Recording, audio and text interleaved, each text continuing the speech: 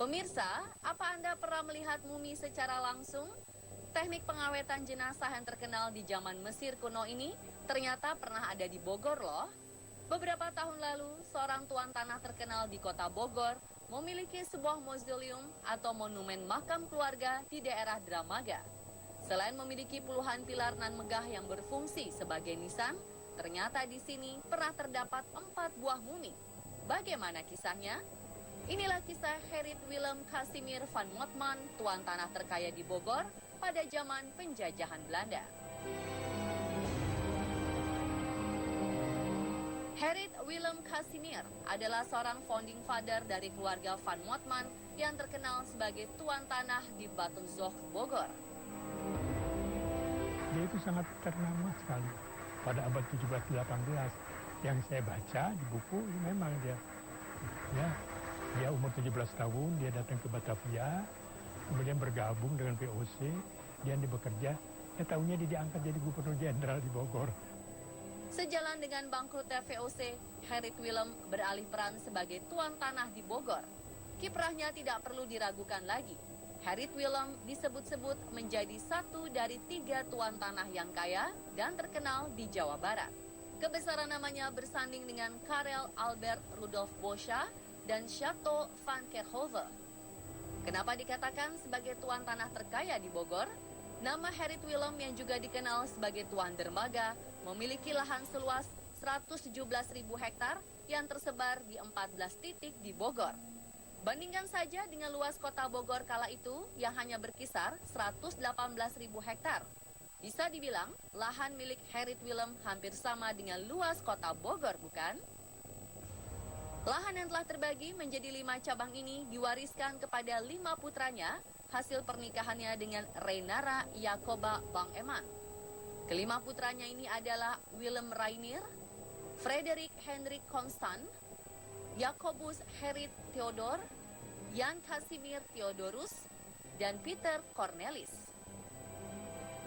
Semasa hidup, Gerrit Willem juga sangat berperan besar dalam perkembangan kota Batenzorg atau sekarang dikenal sebagai kota Bogor, yakni dalam pembangunan jembatan. Motman itu karyanya kita bisa lihat. Jembatan Merah dan Jembatan Anyar. Ditambah Jembatan Sempur.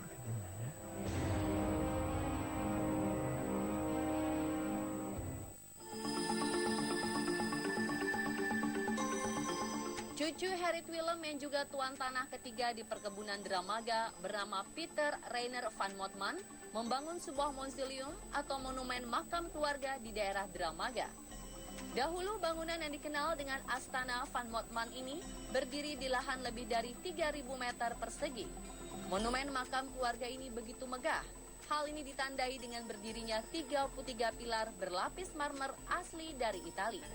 Jika kita memasuki kawasan pemakaman keluarga van Motman, maka kita akan disuguhkan dengan berdirinya beberapa pilar yang berjajar kokoh dan berfungsi sebagai nisan.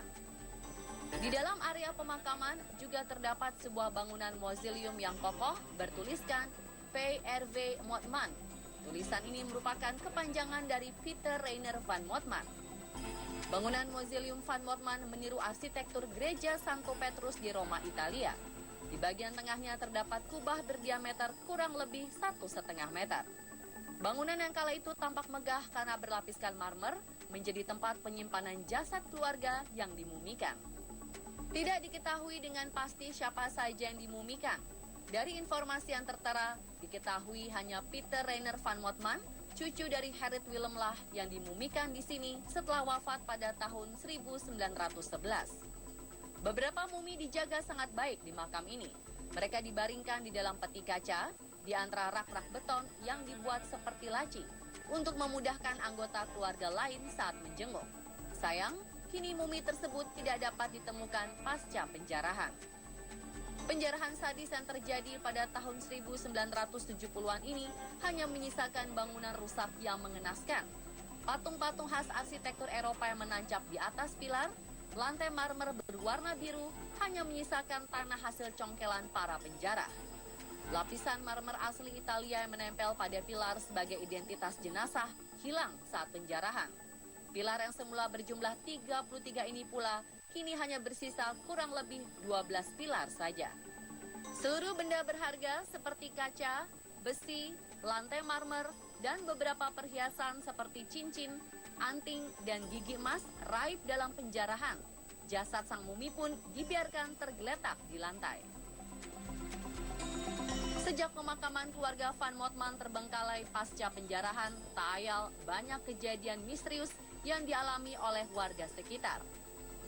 Kejadian paling mengerikan yang pernah terjadi menimpa seorang anak yang tidak sengaja menemukan tengkorak kepala dan dimainkan seperti layaknya sebuah bola. Menurut orang tua dulu ya dan saudara-saudara yang lain, bahwa di Motman itu pernah kejadian yang mistik juga karena ada kakak sepupu yang namanya Yanto yang waktu itu usianya masih kecil.